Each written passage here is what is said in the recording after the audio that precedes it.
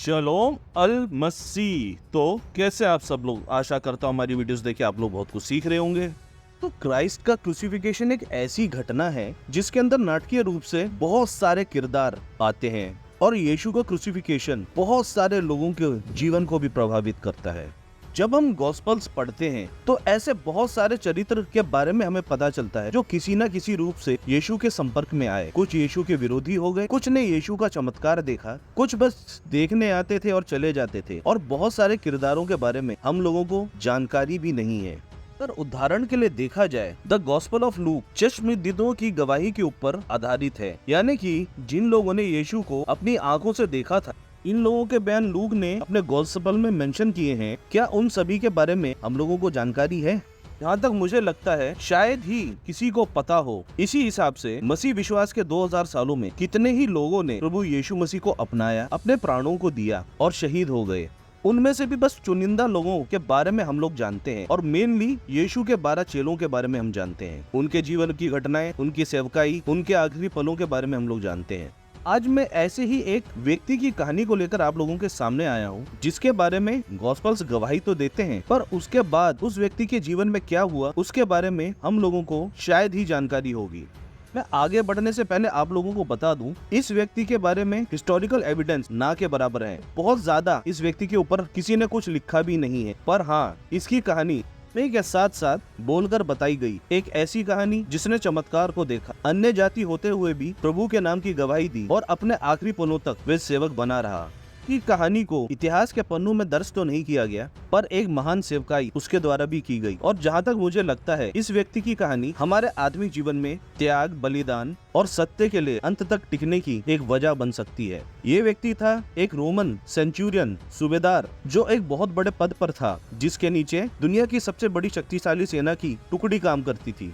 और सबसे बड़ी बात यह है, यीशु का क्रूसिफिकेशन और यीशु के अंतिम पल इसी के आंखों के सामने घटे थे।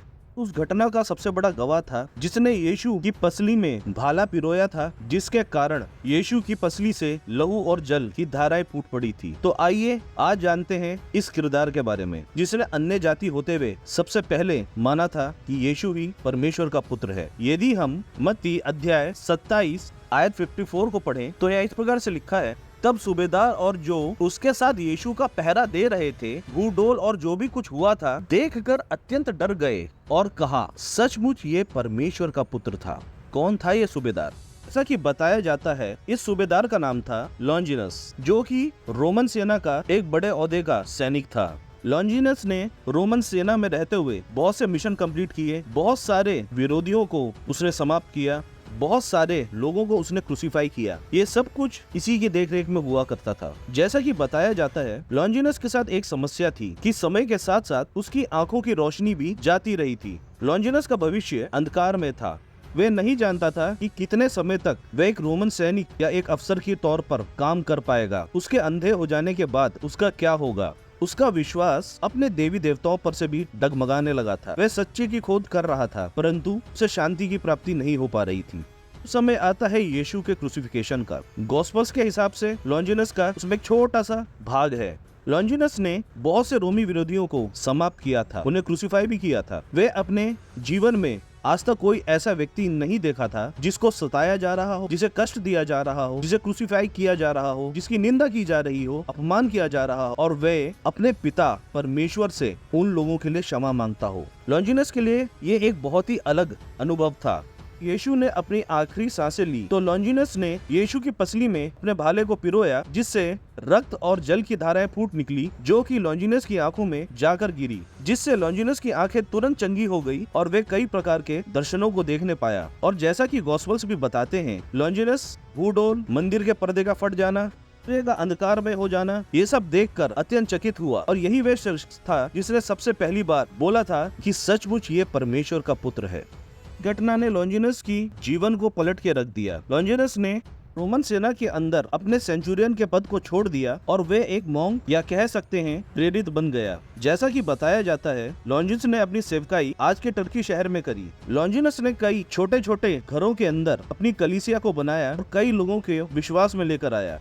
लॉन्जिनस ने जो भी कुछ अपनी आंखों से देखा था, यहाँ तक कि यीशु की पसली पे अपने भाले को पिरोने वाली घटना को भी लोगों को बताया। वे इस बात का साक्षी था कि भूडोल हुए, मंदिर का पर्दा फटा, सूर्य अंधकार में हो गया और यहाँ तक कि यीशु के पुनरुत्थान के समय जब यीशु की देह कब्र में से गायब हो गई थी, उसकी भी जांच पड़ताल करने वाला अफसर लॉन्जिनस ही था। अपनी गवाही में लॉन्जिनस ये बताता था कि किस प्रकार उसने एक निर्दोष यहूदी को सूली पे चढ़ते देखा और साथ ही साथ उस निर्दोष यहूदी यानी यीशु ने कभी भी किसी को ना ही श्राप दिया, ना ही कोसा, वरन अपने पिता से उनके लिए क्षमा मांगी और वो एक निर्दोष मेमने की तरह चुपचाप सब कुछ सहता रहा।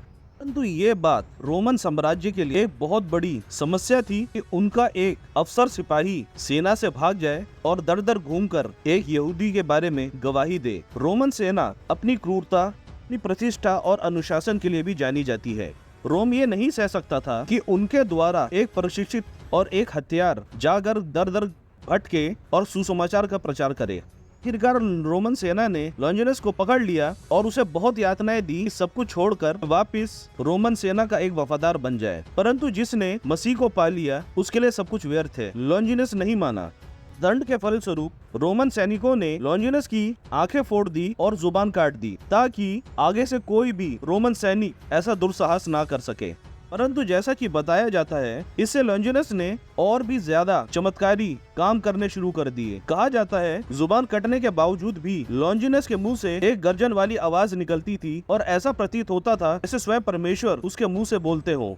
थक हार के रोमन साम्राज्य ने, जैसा कि बताया जाता है, लॉन्जिनस की गर्दन उड़ा दी। कुछ जगह ऐसा भी बताया जाता है लॉन्जिनस को पथराव करके उसके जीवन का अंत किया गया। हालांकि लॉन्जिनस के बारे में इतिहास में कुछ भी दर्ज नहीं है और न ही अर्ली चर्च फादर्स ने लॉन्जिनस के बारे में कुछ खास लिखा है। पर फिर भी समय के साथ साथ लॉन्जिनस की कहानी भी सुनाई जाने लगी कि किस तरीके से एक गैर मसीह ने मसीह को अपनाया, अपने आखिरी वक्त तक मसीह के साथ बना रहा। लॉन्जिनस को कैथोलिक चर्च और ऑर्थोडॉक्स चर्च में एक संत की उपाधि दी जाती है। मैं लॉन्जिनस की कहानी के बारे में पढ़ रहा था तो सच मानिए मेरे रोंगटे खड़े हो गए कि किस प्रकार से एक बड़े साम्राज्य के ऊंचे पद पे रहते हुए भी एक व्यक्ति ने उन सब चीजों को त्याग दिया, अपने करियर को त्याग दिया, अपने नाम, अपनी ख्याति को त्याग दिया और प्रभु के लिए दर दर भटक कर कष्टों को सहा और अपने प्राणों को भी दिया। लॉन्जिनस की कहानी आपको प्रेरणा देती है और आप बाइबल के कुछ ऐसे किरदारों के बारे में भी जानना चाहते हैं जिनके विषय में शायद ही हमें मालूम है, तो आप अपने विचार कमेंट बॉक्स में जरूर दीजिएगा कि उनके ऊपर भी हम वीडियोस को ला सकें। और अंत में मैं आप लोग को कहना चाहता हूँ, यदि आज की वीडियो आपको पसंद आई है तो वीडियो को लाइक करें, अपने विश्वासी बहनों और भाई में ज्यादा से ज्यादा वीडियो को शेयर करें। यदि आप हमारे चैनल पे नए हैं तो चैनल को सब्सक्राइब करना ना भूलें और हर नई वीडियो की नोटिफिकेशन पाने के लिए बेल आइकन दबाना ना भूलें। फिर मिलेंगे किसी और नई वीडियो में। प्रभु आपको आशीष दे। धन्यवाद।